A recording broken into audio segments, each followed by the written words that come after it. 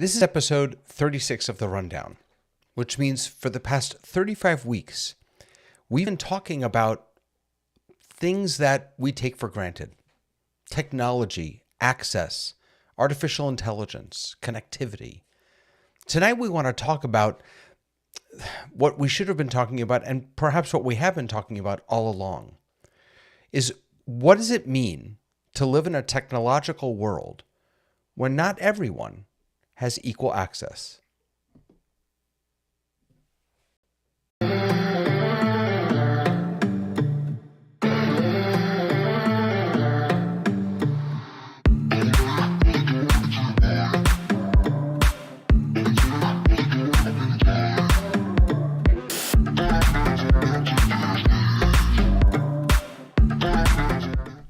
Hello, everyone. Good afternoon, good morning, good evening, good night. Hello, welcome to The Rundown. Welcome to my amazing panel of friends. I'm going in reverse order today. I'm going with my good friend, Sky Gleason. Hello, Sky. What? I know, you're first. Hi, David. I'm in the studio. I What know. do you think? You It's look raining fantastic outside in the Seattle. studio. Go figure. You look wonderful. I know. Although, frankly, I do Sky, love my outdoor. yeah, you look wonderful no matter where you are. I pay you later. Venmo on your way. And look who's back, Bill Davis. How are you, sir?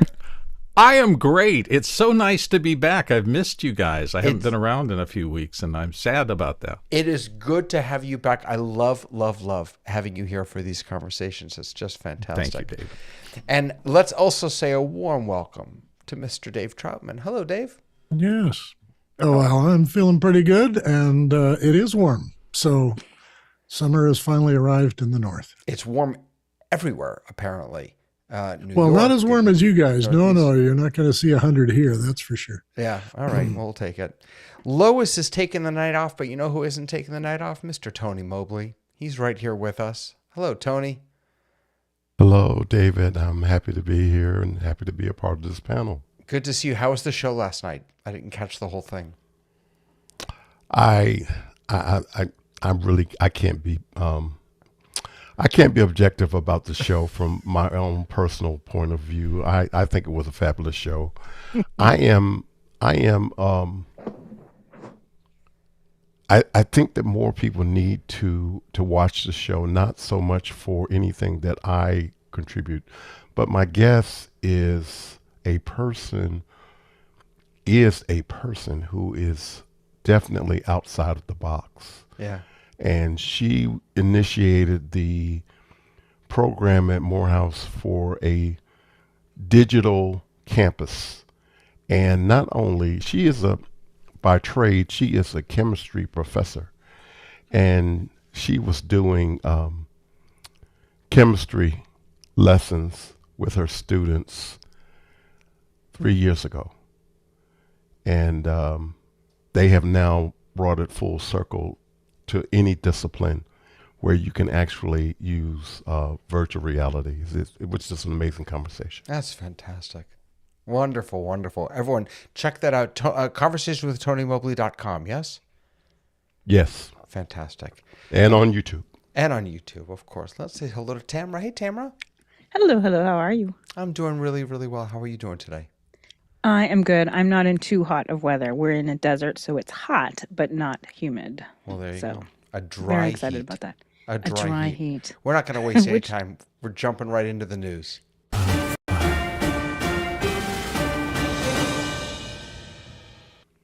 So, Catch me dancing, then you turn the music on. I'm sorry. Okay.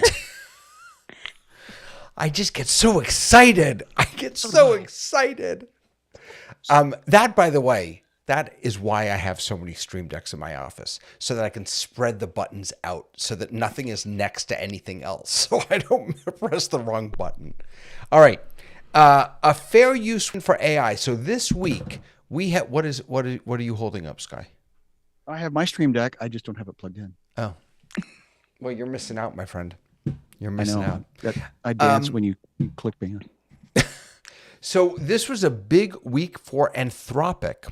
There was a ruling in a case that Anthropic has been battling, a trial over damages, and there's both a win and I don't know if we want to call it a loss. It might actually be two wins.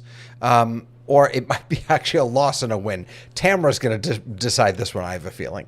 So the win, for AI at least, was that books that Anthropic used to train their LLM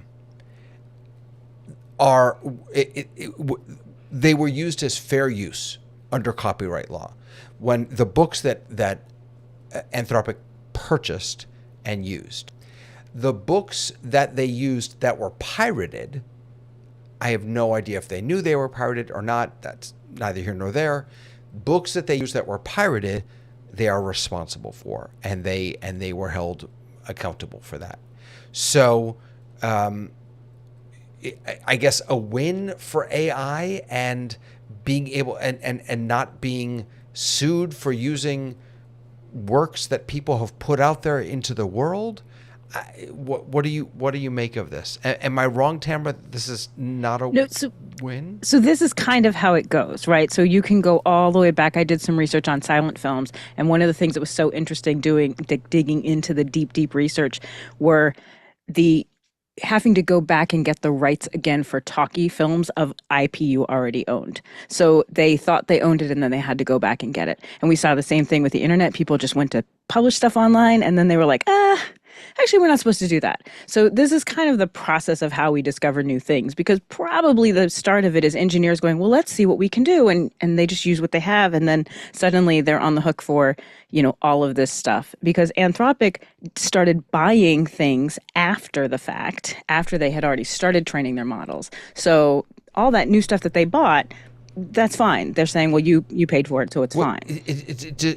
They started buying the pirated stuff. Is that that's where I was a little confused. It says that Anthropic. By the way, this is an article from AIFray.com. Anthropic later bought a copy of a book it earlier stole off the internet. Will not absolve it of liability for the theft, but it may affect the extent of statutory damages. So, what did they buy? I feel, and I don't know 100%, and I'm not a lawyer, so I don't really know. But I think what happened is once they got into it where they were like, oh, wait, we could be on hook for copyright stuff, they started making deals with publishers. And this is where writers do have a problem, because publishers made good deals with them and said, yeah, take my catalog. And it happens that some of the catalog they had already scraped off the internet and were already in their thing. So they're saying, look, we in good faith did it. We went and bought these things. So now it's going to be that trickiness of, yeah, but you used it first. And so what does that look like? And that'll be the part to discover. But probably like everything in these things, they started, engineers started training off of what they could have, what they could find. And then the legal team got in and said, let's let's do something else. So I Am Fatness Well, I is, think- is writing on YouTube real quick. They stored millions of books in a central repository and claimed it wasn't used in the training. They are liable for possession. Go ahead, Sky. Right. Well, I was going to ask. Go ahead, Scott. I was going to ask Tamara to pull out her release form when you get an actor, because it will talk about, we own this thing from here to the end of the universe. It Yep. sounds absurd, but again, now that I've dealt with lawyers, and Graham Kerr said, oh yeah, their job is to look into the future, think of the worst thing that could possibly happen, and Right. protect the client. So the real winners in all of this continuously will be the Lawyers. lawyers. Yeah, my contracts, and I'm sure Bill has this too, they say everything from like video games to my favorite is amusement park rides. Like, you're going to use one of my episodes or one of the things I've done for amusement park rides. It's so specific. And every single time you run into any problem, then that's what continues to make it to be like an epic pages and pages of stuff that get signed off on. But there was a time, like if you look at a lot of DVD series of shows that were from like the 80s, 90s, they have all new music because the music was not, they did not think to do it in perpetuity before they had this other medium. So now when you go into anything, they're like, we own this, or we're going to negotiate these rates for this medium and any medium to come in the future. So a lot of the stuff now is signed off in perpetuity. So Aaron Husledge is watching and why is that so small? I'm going to try and make this bigger. Sorry. But and we're going to be coming back to you a number of times, I think, Aaron. So stick with us here. Hold on, let me make this comment a little bigger for us. And now it's gone. Come back. All right, here we go. So Aaron says, this is a bad decision on the face of it. AI use of a book is not like a human's use of a book. AI can't read. It's just a bunch of math. The AI, he says, can't forget a book either. So I'm actually gonna disagree with you, Aaron, and I'm not convinced that an AI accessing works on the internet is any different than any of us accessing works on the internet. We use and steal and borrow from things all the time. Sometimes we give attribution, sometimes we don't give attribution. I could imagine someone's work being left out of an AI training, and then somewhere down the road, them getting really, really frustrated that their work is not being recognized or it's not floating to the top when this AI is being asked questions. So I don't know. Well, historically, we as artists, a prince or a king or somebody would bless you with a place to work and a wall to paint or something, and then all of a sudden, the intellectual property belonged to the king, to that authority person. And so Or what the happened church, yeah. what happened was, in the last 250 years, that intellectual property is now owned by the artist. And I think that's where the lawyers have gotten in that middleman function. And consequently, historically, there were people that made music and they wanted to share with and have somebody else exploit and expand on their music. And so at least that's the podcast I listened to, was, stealing like an artist was expected, and you wanted it to happen. So once it became a moneymaker, yeah, things get complicated. And how do you make a mortgage and pay your rent? Yeah. I think it's Well, very what different. seems to Tamara, give me 1 second. I cut Dave off before, and I want to. I'm sorry. Send it over to him. Go ahead, Dave. I'm sorry. This reminds me of a couple of things, but the first short thing is that when you say the AI is reading this is not what's happening. The AI has turned it into the confetti of letters, and it's using every letter from every object in every book to guess what the next word is going to be. So that's what AI does. It guesses what the next word in a sentence should be. The other side of this was when Tamara was talking about the in perpetuity stuff. We encountered this with the Defense Department because they were using textbooks, which they had legally purchased and publishers gave them, of how aircraft fly, how radio works, and what the weather, how you determine clouds and all the rest. And then they went to do it digitally and put it in a database and found that they had to remake every picture. And so I had a crew. I had a whole crew, about 12 guys, who had textbooks beside them, and they redrew every picture that were going to be used in the lessons. And this had to be rewritten too. If there was any text, it had to come from the trainer or the colonel who was doing the teaching. But this was news to my young men who had just graduated, and they were all new graphics guys doing great work. And they couldn't figure out why are we redrawing this? It's right here. It's a better picture than I'm going to draw. And it was this whole thing of, no, you can't use that because there's this little C in the corner saying it's copyright to that publisher. So I have firsthand experience with this, but I think in the AI side, the last thing I'll say on this is we're mistaking AI for, what would you call it? Almost a room full of monkeys. It's just a machine that spits out probable correct answers, and the probability fails after 38 tries. But the idea that the books were stolen is the important part here. And if they tried to cover it up, then what was said is that the damages are assessed according to how egregious this was. And so if they can be proven that majority of the work was bought and a portion of it was not, then that's all the court's going to decide. They're not going to decide the right or wrong of this. They're just going to tell you whether there really are damages. And that's really hard for artists to prove, because artists, put this stuff out there. A publisher loves it, makes it a little money for them and a little money for everybody else. And then it's just sitting on a shelf. And we can't say that when that book was finished being popular, anybody ever read it again. Tamara, go ahead. I think it's more complicated now because of the fact that, listen, when I write something, I wrote 2 scripts for Disney. I don't own that. I don't own it. They can do whatever they want with it. They can make books out of it. They can do anything they want. I sign my rights away. I'm not going to fight it because I want to work for them. So they can have it. I already know that. When I work for shows like that, I have to actually sign a disclosure of everything I'm currently working because, while I am under their employ, I could do the, tropical fish page and they would own that. So I have to declare ahead of time, these are the things that I'm working on because, while I'm employed by a major corporation like that, they own all the things that I do. So that is what you do if you want to work for a major corporation. Now, with this more of a creator economy, a lot more people own the rights to their work. It isn't quite, if you want to work for a big company, you sign your rights away. And it is similar to, we see it in the music field. That's why Taylor Swift has had trouble buying her things back, and she finally has them, and good for her. But that's what you do when you want to work for a big company, and they can do whatever they want with it. So if Disney wants to sell their database to AI or use it themselves to do it, they certainly can, and I don't have any say of that. So there's a lot of different, a lot of people are upset, and there's a reason to be upset, but most of us who are working in, with a corporate buyer, we don't own our work. we don't own our work, and we don't own our work, if we haven't declared it.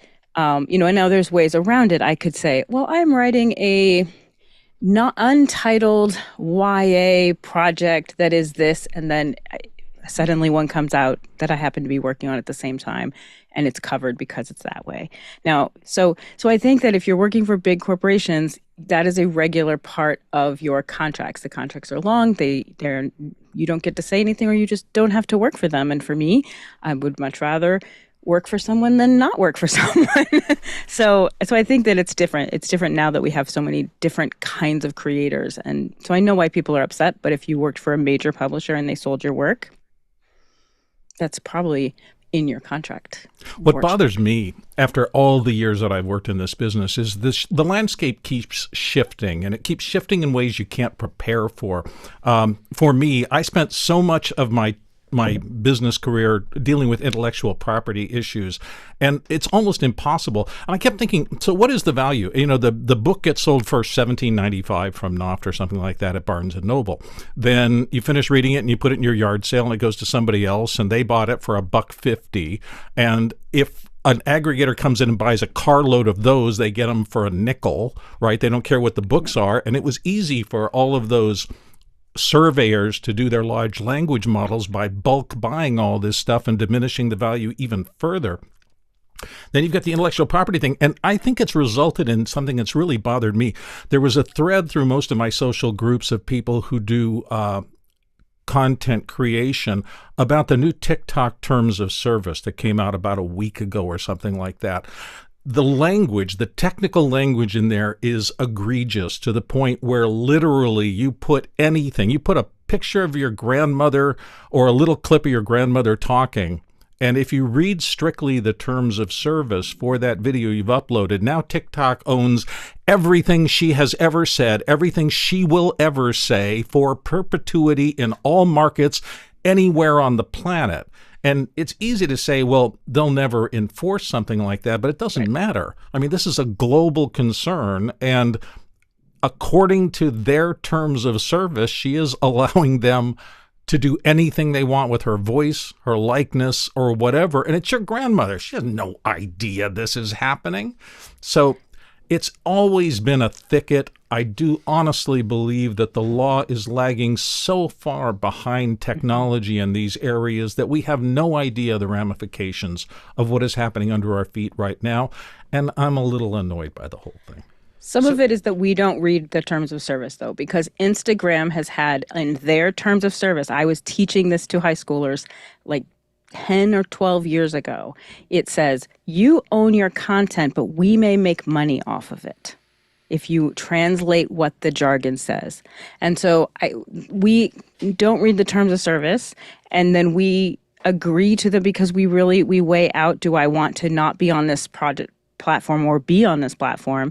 And you're right, people are signing away so many things that they don't realize that they can make money off of anything that you put on Instagram. They don't own it, but they can make money off of it. And as you've seen from viral videos on something like YouTube that go big, suddenly somebody who owns a little copyright piece of music somewhere comes in and sucks away all the profit from the creator who put the mashup together, simply because they have that through line of something that was not properly licensed. So it's just a mess. Maybe the answer is to just not put up human-made videos anymore. Let's just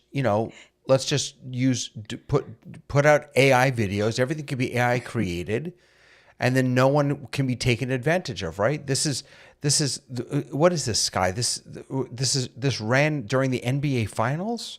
And yes, it's entirely AI? A gentleman was able to put this together, and he actually gives the recipe, but it's all on the new Google video creation platform. Yeah, the VO3 platform. And he talked about it. It was actually, you're playing it off of an NPR news segment because it made the news. It was up again, as he says, it was in between the $400,000 spots, and it took him 2 days.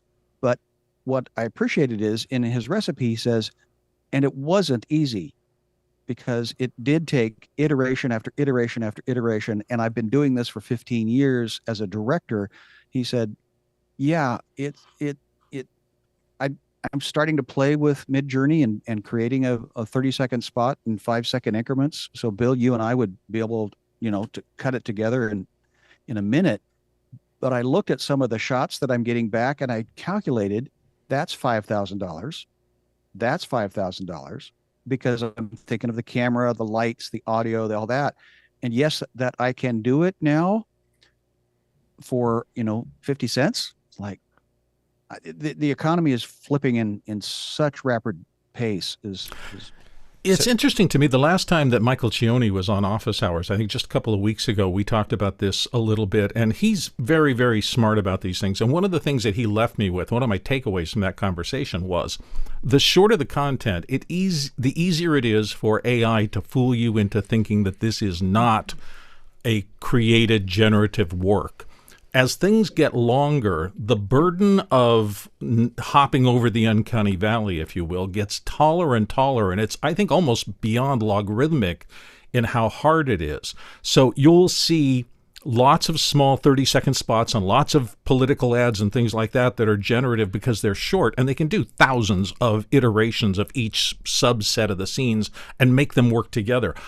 Long form may take longer, and the longer it is, the longer it may take for AI to be able to fool people. So I'm starting to think, okay, if content is really short, I'm going to stop trusting it fast. Right. If content is sustainable over a half hour, like an interview program, I will be less suspect to that because AI isn't at the place where it can make that right easily. It's not there yet. So Right. this made John Oliver's show last week, and apparently it's called AI slop. Right, the fact that you go to Pinterest looking for inspiration about your garden, and all you see are AI garden pictures, and you get ads in NBA finals that are now AI generated, and you get cat movies, and I mean apparently it's just it's everywhere, it's everything everywhere all the time. And this is the new spam, this AI slop. And it's going to get worse. And it's going to fast. get worse. Because everybody has the tool. I mean, once upon a time, in order to get to the TV station to learn how to cut a spot like Sky and I did, you had to talk your way into the TV station because the tools weren't available. Now, everybody with an iPhone, everybody with a laptop, everybody with those two tools can put together a commercial, and it's not a big problem. And this is where the lawyers are going to be out of pocket because, again, Bill, you and I know what color correction is. You and I were introduced to Da Vinci as a tool to highlight the shadows, in understand what contrast is, and make a picture better. Well, now how many thousands of more people now are made aware of this as a need because the tools are being available to them? So the boats or the ships rising, to the tide of education is kind of like, I now know a lot more about beer because I've tasted a lot of different beers. I grew up on Coors. That's not a beer to be bragging about, but I now have an appreciation because of exposure. Yeah, Tamara, go ahead.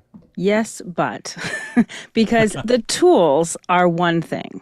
The tools are not what make you and Bill valuable. Amen. What makes you and Bill valuable as editors is your ability to tell story, because Amen. that is the value of an editor. The tools that they use are not nearly as important as taking the stuff that gets sent to you and making it into a story that is watchable. So I'm I'm not going to say AI is not replacing editors yet. AI is not replacing everyone yet. I do think that there's a bigger societal interesting thing to think about too, is that the reason these things are so interesting is because, and they're so far reaching, is that there's an audience for them. We are exhausted. And when you watch TikTok, you're not sitting there watching it to get the story out of it. You're watching it because, and there are stories that draw you in, but it's also mindless. You can watch 2 seconds and scroll and watch 2 seconds and scroll and watch 2 seconds and scroll. So I do think that if we spent time cultivating audiences in other areas, then I still have faith that storytelling and that editors are going to be valuable. Will you ever be able to compete with that guy with the parasail who jumps off the office building in the 29-second video that is brilliantly, I mean, it's just like I stop and watch that because I've never seen that before.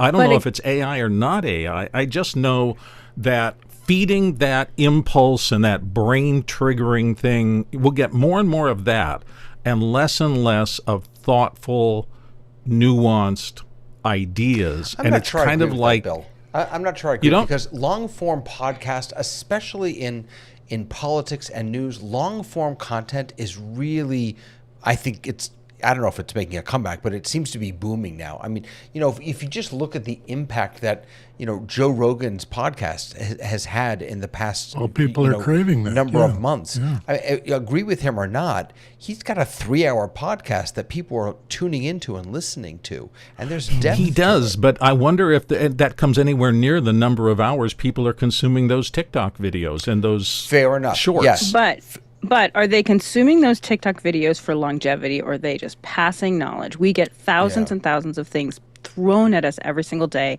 and our brain dumps most of it. So Well, is that any different, though, from us going home and somebody watching soap operas after work? I mean, or whatever No, their I think you're content right. of choice Yes. was. It Right. was just churned out. I just want to sit back, feed me something that's interesting-ish, and let me veg out. I had to turn Hogan's off. Heroes, yeah. I had to turn off Clarkson Farm because the last episode, spoiler alert, was a lot of failure in a true Jeremy Clarkson kind of way. And my wife says, "This is making me too anxious. It's not entertaining. I just want to be entertained." So we went over to some cooking show or How some. many people are turning off politics for that? I'm just tired of watching these people argue and spew. I'm tired of it. I don't even want to look at it. But I think that's one of the reasons that people are turning towards this other media, because they are tired of what the world is producing for them. And my guess is Joe Rogan is wallpaper. It's audio, video wallpaper. It's on. Yeah. Do people perceive, comprehend, ingest all of those 3 hours? Tony's going to tell CNN us. used to be like that. Yeah. Yeah, interesting. No, Oh, wait. I need to say something about CNN. Hold on, Tony. I need to say something about CNN. Right, left, middle, I don't care. But not everything is breaking news. Correct. But they have a Never lovely was. graphic. Just If we stop. paid for it, we have to Just use it. stop. It's so annoying to me. Literally, It's 24 just- hours a day, it's breaking news. It's I know. June-mageddon. Oh, my God. It But drives me people, bananas. that's part of the TV business, because we used to do it too, because they understand that after survey, people watch for 7 minutes and then they go away and do Yeah. something else. And Oh, they it come in and drives watch me for 7 berserk. minutes. I And if can't you don't stand get the breaking news banner in those 7 minutes, they're going to turn to some other station. Unbelievable. Tony, And now all it's you. 14 seconds. Go ahead, Tony. Yeah, got it. No, I just wanted to add that as we were saying that people get turned off and not want to listen to the news and the politics. And I just want to say that might be the point. That might be the point, that they want you to get tired. They want you to get frustrated. They want you to give up and not pay attention to what's being done. I just wanted to lift that up. I thought that was an important. No, it's a I don't really disagree at all, lift Tony. up. Yeah, it's They very want you to buy interesting, right? something. If you They throw want- enough they need stuff you to- out there, then people will, they'll stop paying attention. I also just want to mention that I'm Fatness writes, people are listening to Rogan and paying attention. I hear about guests all the time at the office. And, I heard about, he just had Bernie Sanders on. Now, I don't listen to this guy. I don't listen to Joe Rogan.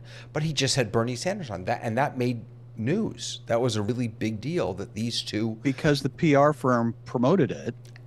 I don't care how it's getting out there. It's working. It's working. Okay.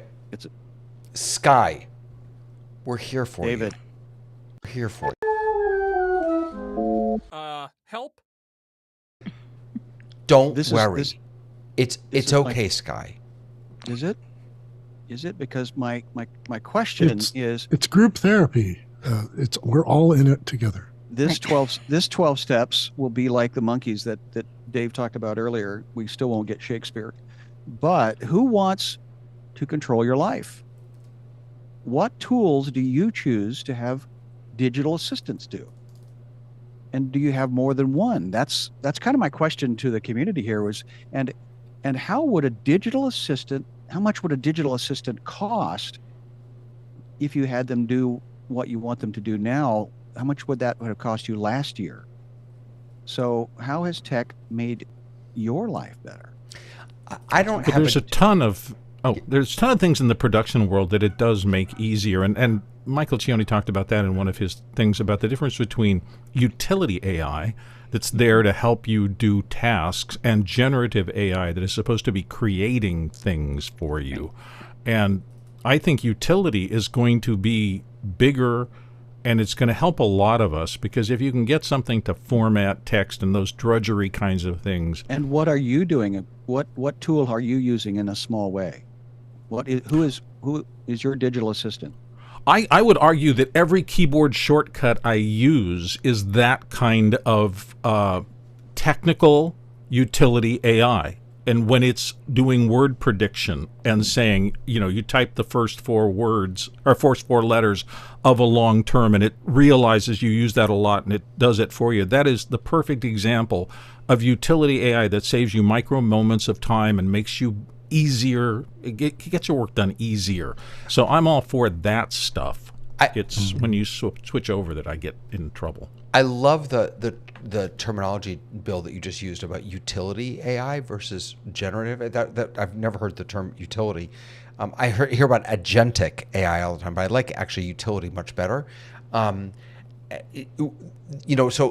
think it was last week I showed this new the new browser, the Dia browser, right, which has AI baked into it. And so if I just hit a hotkey, these are our show notes, and if I just hit a hotkey, it opens up on the left here, and I can ask a question.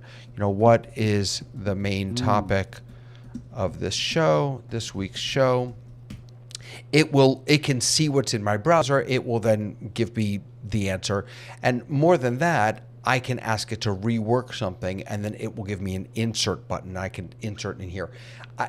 This, to me, I think is meant to be what you just described, utilitarian. The thinking from Dia, I believe, is we do most of our work in a browser, and so the AI should be where you're working. You shouldn't have to juggle between tabs. I will say it's not there yet. For me, the closest thing that I have to an AI agent or helper is still OpenAI. It's still ChatGPT. The danger there is what somebody was talking about PowerPoint, and there was somebody, and I can't remember who it was, it might have been Tufty or one of those big brains, who said, "Oh yeah, Tufty it was." He thinks that part of the reason the Challenger blew up might have been PowerPoint, and not that it's a bad tool at all, but that in taking ideas and cramming them down into what's on the slide and only discussing what's on the slide instead of thinking outside of the slides and saying what else could happen other than the agenda of today's meeting, that might have led to them missing things. And so I worry about that in terms of generative AI, this kind of thing, exactly what you're talking about, David, allowing the machine to reduce the focus of me and always asking, is this the right focus, or is there something outside of this summary, which I love, that could be dangerous? I just want to keep the question out there. I don't know the answer. The astronauts that died on the launch pad in the Senate hearing, the NASA person in front of the Senate said, well, unfortunately, we didn't have enough imagination. To your point, Bill, is you got to think outside the box. You got to think that Velcro could potentially get sparked and catch on fire, and then these astronauts and all the engineering and everything that passed because, well, that what if? And then again, this is back to the lawyers that think so far ahead, the imagination that thinks so far ahead. So yeah, there's a balance, but this is where my question that inspired me to type this in our group chat is, I realized I need something other. I need an assistant. I could use an assistant. I believe I could be effective without doing some of these mundane routine things because I can't spell, being a dyslexic, etc. So consequently, to do more than just ask a question of a chat. So I want to offer a warning from YouTube, actually, and I'm not sure, it's from unpack. I'm not sure that this is what you meant, but this is how I'm reading it, and I think it's really fascinating. He says, I've built several Gen AI systems for process automation. When your clients have several interactions with similar processes, they want unique experiences. What's fascinating to me about that is that a lot of generative AI feels the same. You can, it's sort of like with a Notebook LM. It's a Notebook LM because they start everyone with, all right, it's a deep dive, right, or whatever it is. And that's having tools that can not only serve as utilities but create unique experiences is a really interesting piece of the AI journey that isn't its function idea to average toward the center. Yeah. You get a large language model, you survey instantaneously all this data, and then you figure out trends, which is removing the outliers and coming toward the center. And that may be not the this is where wisdom will be the unique experience. And this is where Bill and Dave and Tamara and Tony and David have the ability to use the wisdom and let the tools do the mundane or utilitarian of a thing. And so this is where wisdom comes first. And I do feel better. I didn't know I felt bad. Thanks for the shame. Yeah, no shame. But Vic in YouTube is actually pointing us right back to where we need to go, and that is he says, acknowledging that. Let me pull it up for us. Acknowledging that info access is not equitable. Should we consider some type of self limitations? Do we leash AI? So let's talk about this. Let's take that step back. And again, I every week that we've been talking about this, one of the things that I've had my share of struggles in my life, just like everyone has. But I am one of the most blessed people. I mean, there's just no doubt about it. Despite the things that I have gone through, I am so lucky. And every time we talk about all the things that we talk about, it's so vital that we remember how lucky we are to have this access, to have, I'm not sure if I want to call these first world problems, when I complain about Zoom going down or my mic is too low or whatever. But there's just, it's so important to take this necessary step back and talk about internet infrastructure, equity and access, that so much of what we're talking about is not easily accessible to lots of people. And I'm not talking about in Kenya. I'm talking about in the United States of America and in Kenya, both.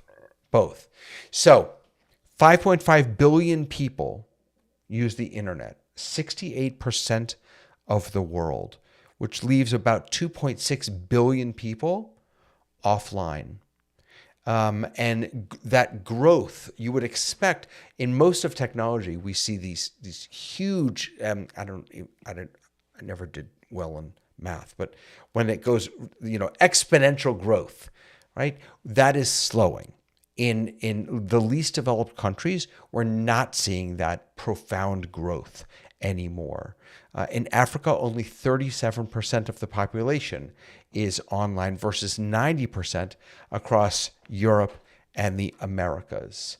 In the United States, 95% out of 110 million serviceable locations have access to, meaning they could buy if they wanted to, 100 over 20 fixed service, 100 megabits up, megabits, I think. Megabits up and 20, right, the other way around. It's 100 down and 20 up. 80% of adults subscribe to home broadband. There are still places, as of at least a year or two ago, 7.2 million locations throughout the United States that don't have high-speed options. And what was most stunning to me is that the problem is not infrastructure, at least not all by itself.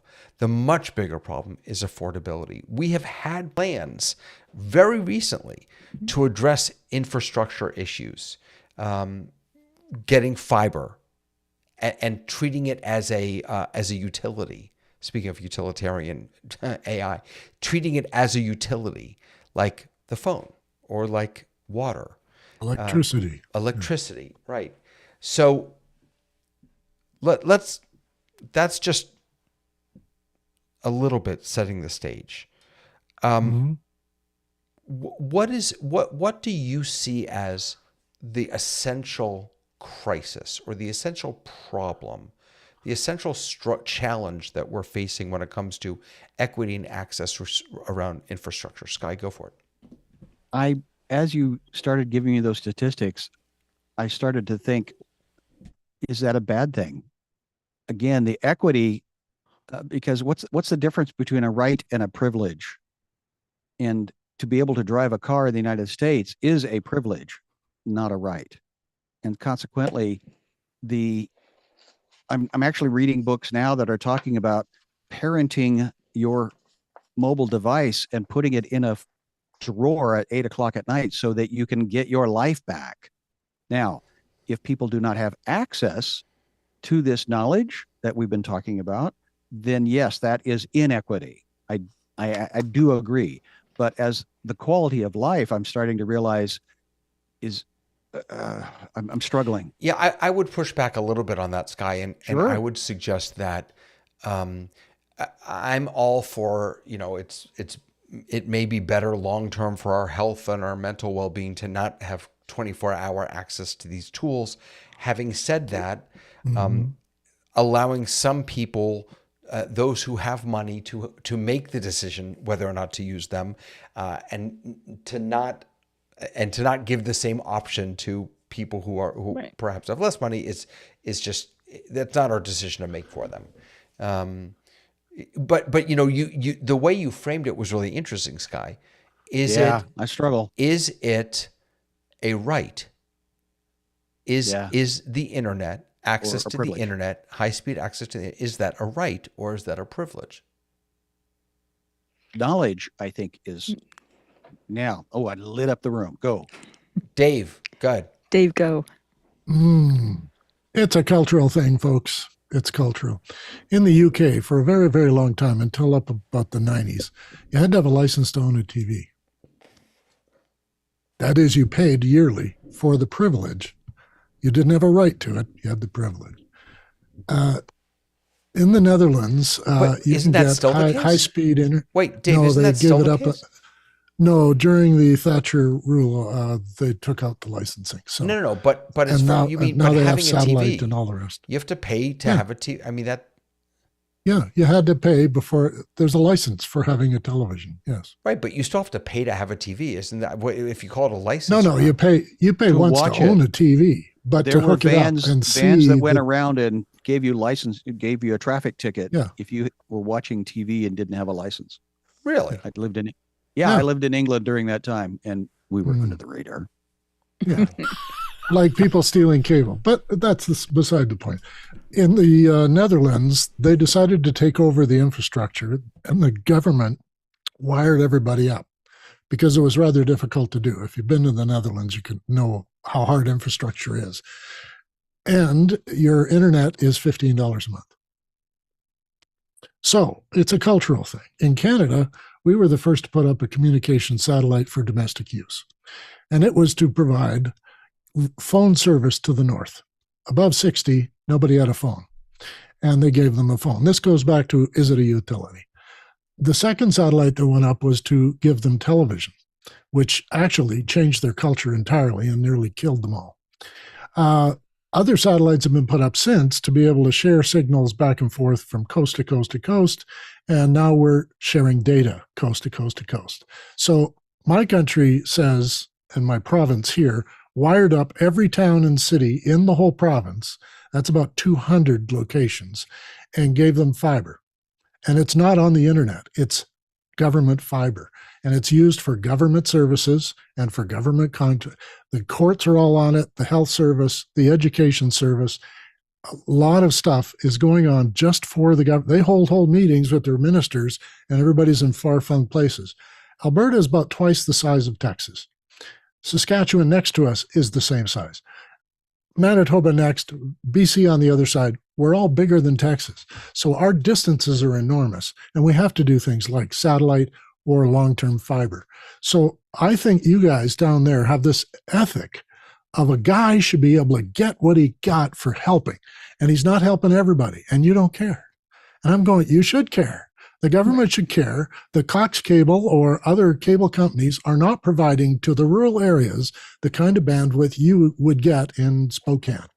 And this is a problem just in cultural terms, because Africa, I mean, we know Rwanda as a government said everybody should be able to have internet. So that's what they did. Now, I don't see why America can't do that. Somebody explain it to me. Yeah. And maybe it's that ethic of a guy is rich because he had a great idea and he wouldn't share it with anybody. Tamara. I have a little bit of a different context. We're talking a lot about everybody should have this device and that device and this device. I wanted to give you an example of why it's important that everybody has access. And I'm going to use two cities, Los Angeles and New York, places that are wired, that people have access. I did my student teaching in East LA and South Central LA. So high gang areas, low income areas. I worked in New York in the Bronx, in the South Bronx. So I've worked in two different communities. And then I also worked for a school that was a private international boarding school in New York City that cost $96,000 to attend. So I got to see what it means when people have access to different kinds of technology. It isn't just about the devices. It isn't just that my kids were getting Chromebooks versus iPads, or versus, at the high-end school, you came in, we gave you a computer. At a low-end school, we maybe gave you a Chromebook, because we were like, it's very important for people to have access to and to understand these things. What I think we're forgetting is that if you are raised using technology, your point of reference to the world isn't just, oh, I can look things up quickly, or I can do these things that I can do with the digital world. You are at a disadvantage of functioning intellectually in 2025 if you do not have not only the tools, but good tools, fast tools, the same tools that you're seeing in richer areas. So I'm not talking about rural areas. Everyone has to have access, and they have to have access in a more equal way, because what some of my students were lacking wasn't just a good computer. It was the knowledge and the skills and the intellectual capabilities that come with having that technology. We hang out with a bunch of smart people who are not just, they have computers, but they're able to intellectualize in ways that the average person can't. And that's all of our friends at office hours, all of our friends. We have these conversations every day. And it's not just about what cable goes to this. It's about the ability to problem solve and to reason and to figure things out and to try things and break them and fix them again. And so not having access is part of that. Can I throw a monkey wrench into this? So here's my problem. You give young Bill and young Cindy, who lives next door, a box of crayons. Cindy is going to kill with that. She's going to be making posters, and she's going to be drawing faces, and she's going to be starting her career as an artist for all we know, because she's fabulous. Bill can barely put out a sign that people can read. The tool does not guarantee the result. Even these brilliant tools, it's more than the tool. And that I think has been one of the hardest parts about me coming to grips with education. My wife was a teacher in the public school system and taught fifth grade. And she worked with the kids who were struggling a lot to try to bring them to the median. And she tried not to completely ignore those stars who are going to run off with every concept and do fabulously. And so it's not just wiring them all up. It's trying to figure out how to maximize what the result of that wiring does for all those individual personalities that are not the same. Just like me and the crayons and the girl next door with the crayons. We're not the same. And I don't know how to square this or square the circle or whatever. No, I agree with that. But I also agree that I would fight just as hard to make sure that Bill got art lessons. Just because Bill, of course you would. You know what I'm saying? Because but Bill's never going to make a living at art. Bill's just not. And I've seen very bad technology rollouts in education. I've seen incredibly bad technology rollouts where expensive schools put a lot of money into things and then didn't do anything with them. So you're right. I just don't want people to think the wire is the answer, because the wire's part of the answer, and not having the wire certainly is going to suppress young Tony, who could be fabulous if he got the resources, but might not. So we all want to fight against that. There's a debate going on over on YouTube about whether this is public, whether the issue is public versus private. Right? Is this a public responsibility, or is this an opportunity for private work? So for example, let me bring up some of what people have been saying. Well, here. I'll just come down on public and then You're going to come down on public? All right, hold on a second.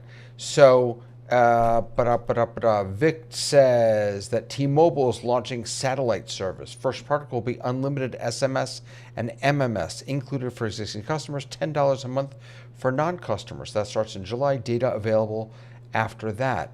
Aaron talks about gatekeeping, and a dumb pipe is much more valuable than a walled garden. So is this an issue of private versus public? Yeah. Yeah.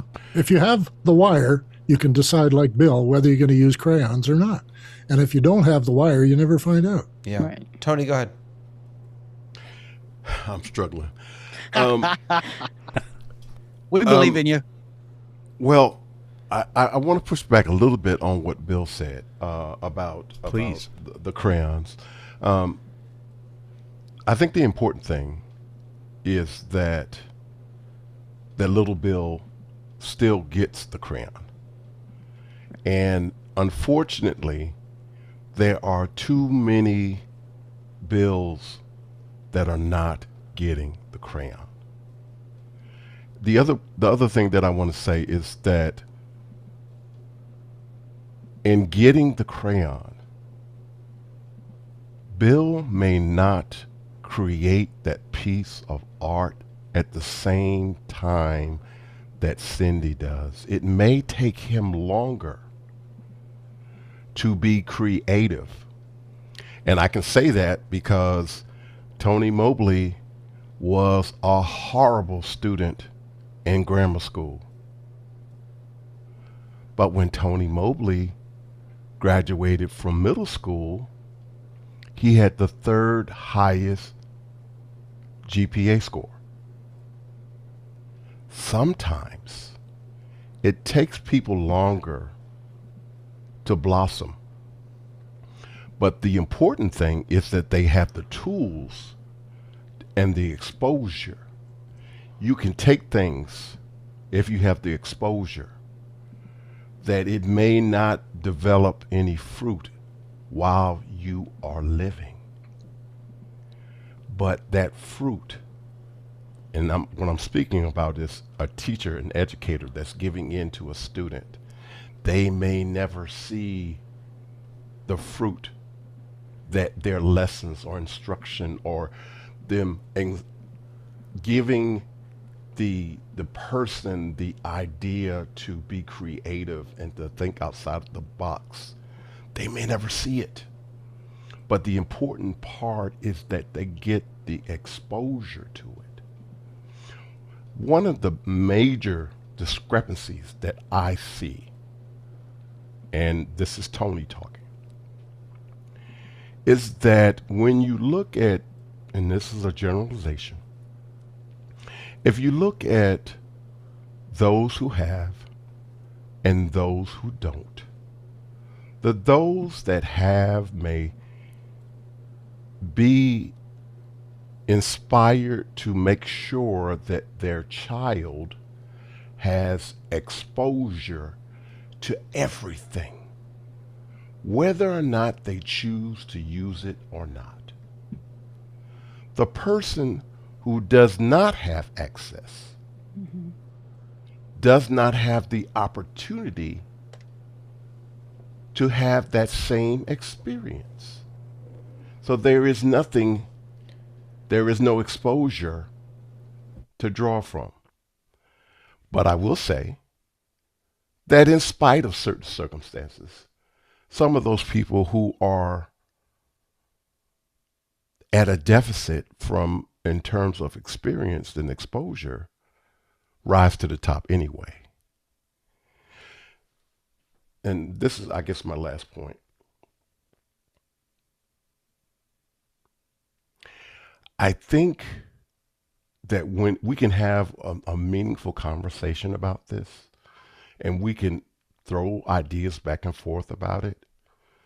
But really it comes down to greed. And this is why I say that it comes down to greed. You have certain communities in the United States that are extremely wealthy. And what they don't mind doing is having their curb torn up so that fiber can be put in place. I'm fortunate that I live in one of those communities where that was done. But there are other communities where there is copper that's in place, and the company that has provided that copper wants to continue to make money. So they go to the legislatures or the city council or whoever the officials happen to be in that particular area, and they will say, we will do what we need to do for you to continue to only have copper in this location. And these can be in the same city. But, and I'm generalizing. I want to be clear that I'm generalizing. The issue becomes that those people who are, for lack of a better word, landlocked with that copper situation, there's a limitation to what they are able to do. Not only that, with copper, you are sharing at the node. So that means that if all of your neighbors are on all at the same time, it brings down the broadband. So my final thing is this. All of this, in my opinion, comes down to greed. It is not at this time profitable enough that we do in the United States like is being done in Canada and other places, because there are people who are making money with things as they are.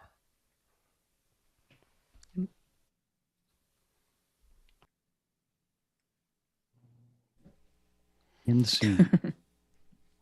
Well, it is greed, isn't it? I mean, it's just straight up facts of the life. If you have greedy people, they're going to convince councils. And we had a few up here that were constantly in front of city council saying, we want this, and they can't have that.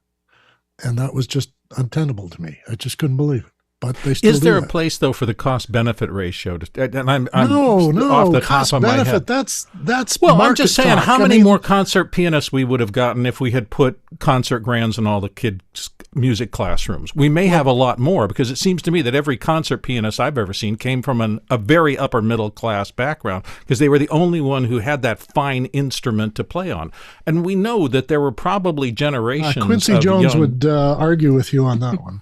Well, in his era, we now had keyboards and things like that you can play. Pianos were a very, very upper class kind of an instrument for generations. So that's kind of, and I'm not arguing for this. I'm suggesting that the difference in infrastructure and the rest of that, the cost, I mean, people are saying the telephone lines went first. We put the low-speed copper internet on top of it because it was already there. Now we're facing a different thing, and we're having to tear up everything to regenerate and do this. And we all want it. We particularly all want it for our kids.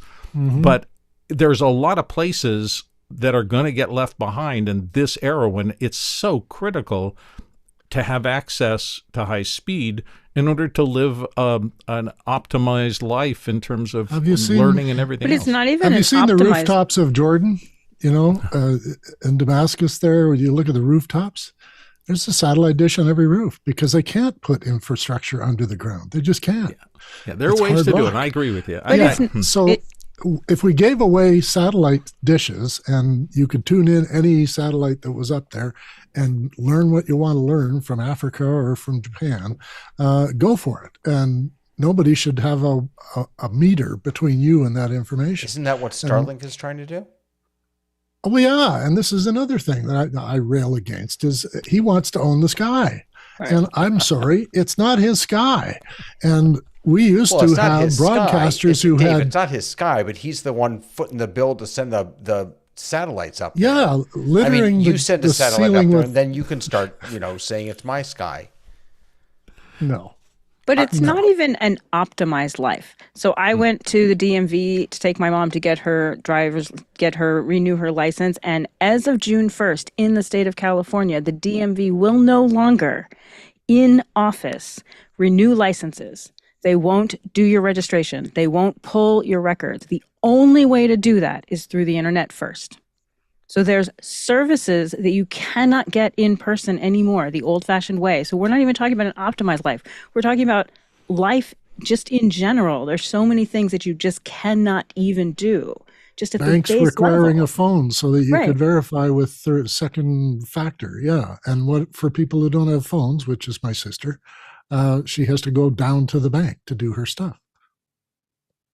And less things are being able to be done in person. And in the qualifications of all of this, I think, Dave, you mentioned the reference to the monkeys, and that is a reference to 1,000 monkeys on 1,000 typewriters still could not create Shakespeare. Well, the quote that follows that up is the internet has proven that true. Nobody's writing Shakespeare today. Yes. Yeah. Some people are making some great music and having great TikTok time, but I don't know where the creativity is going, and that'll be the most valuable thing in the future. We talked before about critical thinking, but I think creative thinking is going to be the most valuable thing, and the person who has creative ideas is going to stand out amongst all the slop. And who here has sent or received a snail mail letter in the past month? I get bills. 2 hands out of the pen. Well, yeah, non-automated, computer-generated. Actually, I'm saying sent or received a personal piece of correspondence. I actually sent via the mail. I put something in the mail today, but it was I had to send something to a lawyer, and they have fax machines or snail mail, and I don't have a fax machine, so. I'm just saying, how long before that goes the way of slide rules? I mean, when was the last time anybody bought a slide rule? They just didn't. So we know that that society passes along through technologies, leaves the old one behind. There are always people, and I am one of them, who have some classic pieces of technology on their wall behind me that I adore because they meant something to me in my life, but I know their time has gone. And so at the speed that things are changing now, I don't think there's one of us on this panel who would go back to life without 75 to 80% of the technology we have now willingly. Right. We just wouldn't do it. So let's that look, makes it a utility. Let's look future. Yeah, that's a utility. So wait, but let's talk about without utilities and let's look into the future. So should we be emphasizing fast deployment, fast rollout, make sure everyone has it, even if it isn't as good as it could be? Or do we future-proof what we're rolling out? Do we make sure, for example, that the fiber routes are hardened, satellite ground stations are hardened against fires and storms and floods and things like that? Is this about get everyone access even if it isn't optimized access? Or is this, let's take our time here, let's do it right, and let's roll it out more slowly? Dave. I'm fascinated with Dave's thing, though, about the government's limiting the menu of choices to municipal types of things. Do we really want this high speed full of people playing World of Warcraft all day long? And will that cause more social ills than not? I'm just fascinated with what you said, Dave. Yeah, well, it's just the government recognized that the internet itself was going to be a business. And they needed to be outside that business. They need to be able to have confidential conversations. They do online psychology. They have consultations between criminals and the people they're not allowed to be in the same room with. And they can do these meetings and it's all encrypted. So nobody can touch it. And you could break the fiber by taking an axe to it, but nobody wants to. And anybody in the city or the town or even in some of our hamlets can do any more than go down to the local library or a government office and sit down at a computer and access what they need, everything they need, like DMV. They can get it. All our libraries across the whole province have computer rooms, free of charge. You just sit down if there's one available and you get an hour and a half on it. And if somebody's standing in line, you have to go. You have to finish what you're doing. You can't just watch TV on it. And this is a cultural thing. We accept that these are public utilities. The library is a public utility. How did that happen? Well, in the States, it was Carnegie who had enough money to put libraries all over the world. I was in Europe and I was in Austria and I was looking for a library in the town. It's a 65,000 person town. And they looked at me funny, like, no, the church has a library, but there's no public library here. What are you talking about? So. No. Yes, but your country also gives healthcare to people. And that's a right too, right? Don't tell You them. also Insurance companies will profit. come after you. There's no profit in that, right? So there's no middleman taking away something from one person to give it to the other. Right. Just not right. By the way, is my driving my mute switch? I think Your is dog? broken, so I think you're hearing Charlie through this, and I That's apologize. okay. Charlie it's not is always overtaking welcome. you at all. Yes. Charlie's Charlie's always welcome. Buckminster Fuller said that if we had a copper wire big enough, we could put it around the entire world, connect everybody to it, and they wouldn't need any more power plants because the turning of the earth generates enough electricity for the entire planet. The problem of doing that is getting everyone to agree politically, and secondly, to get the meters off the cable, like turn the meters off and just let people have it for free. What do you think about? So you brought up the geopolitical piece of this. Do richer countries have a responsibility to ensure that poorer countries have equity of access? Right? Should America? I mean, look, the America First folks would argue, and I'm not sure that they're wrong, that we have people in our own country who still don't have equity of access. Exactly. Take care of your own first. But let's pretend like we're addressing that, which we won't, but let's pretend like we're addressing that. Should America, look, we're really good at dropping bombs. Should we also be as good at building up internet infrastructure in places that don't have? Don't have it. Is Well, that that's what the Chinese are doing. but they're doing it for They're themselves. going into places no, they do it in Africa and they do it in Lower Europe and Eastern Europe. They put in a wire and then they own you. Yeah. And then they own you. What do you mean? Well, their culture goes into your neighborhood. Right. Yeah. And they're building soccer stadiums and introducing people to, they love their So this is soft diplomacy. You mean they're using this as soft diplomacy? soft diplomacy. Soft Yeah, power. like you're describing. And it's Right, like right, U.S. aid, only it's Chinese aid. So that doesn't. I mean, that answers the question of from a political perspective why it might be good policy to do this. But do we have an ethical obligation? I guess what I'm trying to get at is Oh, you certainly do. You has certainly have an ethical technology argument. changed Yes. enough and become vital enough that it is now an ethical obligation to ensure that everybody has access? Absolutely. If it's going to be a requirement of life, yes, absolutely. Okay.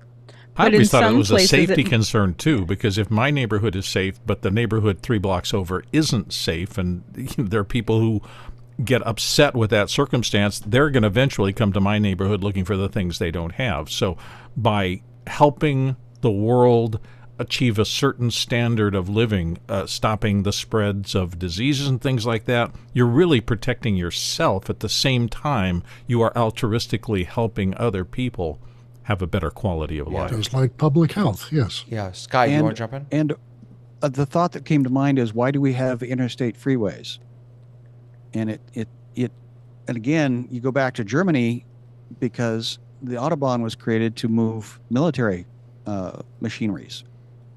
So I think around the 50s is when the interstate system was put in play here, and it's just now That was becoming the Alaska Highway. The Alaska Highway was built to move machine and material north. Yeah. Yeah, so there is a way of creating a utility slash a for the greater good construct, and corporate people get behind it because they get the contracts, et cetera, et cetera, et cetera.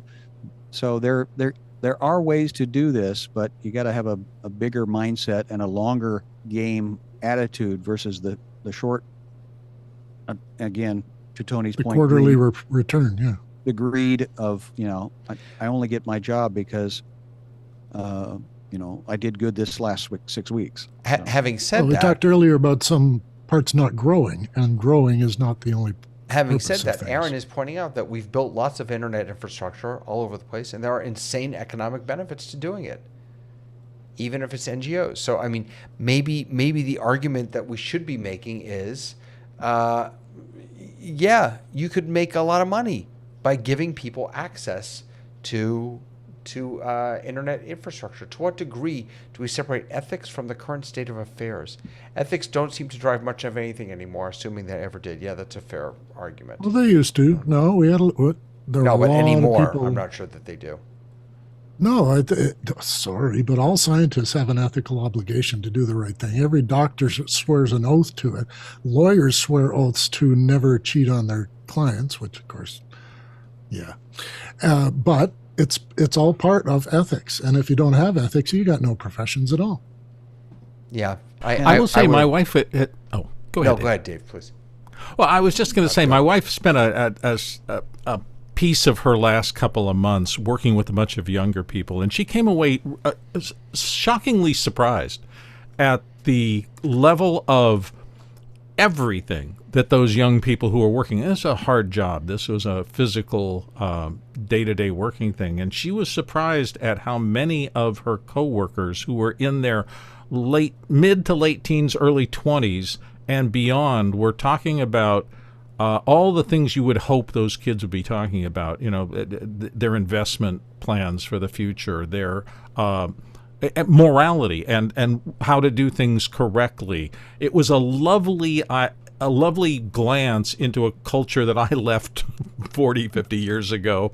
But to have her come back and say these hardworking kids are doing okay, they're not all falling by the wayside. Now, sure, there are plenty who are, but that's been true since the dawn of time, I think. And so the question is, how do you not get too cynical about what all these effects are having on the youth of today, which is, of course, not a monolithic block, but it was just nice to hear.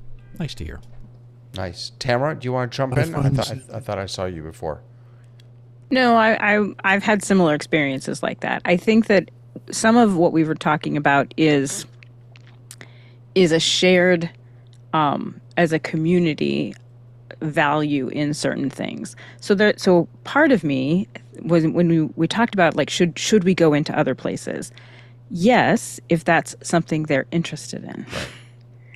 It is. So I think that's one of, we've long gone into places and colonized in areas that we don't belong in. So I do think that there's also that. Yeah, I absolutely did not mean to suggest that we should force people onto No, TikTok I know you or- didn't, and it occurred to me. I was like, well, No, that's some a really- places I it's a- think are no, it's a perfectly, good point. as a community, pretty happy Yeah. not to have Yeah. that connection. And we've also gone which in brings with us back with to a Sky, clear, what you said no. before, right? That maybe people will choose that they don't want this access, and that's we have to honor that. Well, I'm not saying, but they need to have the opportunity, Right. Right. because do that agree. is the way of the world. The key word in is today, access. just like Yeah. the Amish still ride their horse and buggy on a paved road, so they take advantage of technology, even though they choose to still live a humble life and Did you see humble the lifestyle. video? Do you see the video of The next point I want to quick make, and then you can tell your video, is, again, I continue to your question earlier about where do we start? Well, in the airplane, they say when the air comes down, put the oxygen mask Yeah. on first so that you can be helpful to someone else. Yeah. So now tell me about your video, David. No, sorry. There was a video of a group of an Amish community moving a barn. They all just got around just lifted. It was a fantastic video. They just They didn't so need glad- any technology. They just lifted the damn barn up and moved it. It was fantastic. You know, my bad hearing. I thought you said mooning a barn. I thought No, I've they were never not seen an mooning a Amish. barn. Oh my Thank you. god! This was a really, really important conversation for us to have, and I hope that Tony's got the last word. He's ready. Oh, is he ready? He's All right, queued I'm up. coming to you, Tony.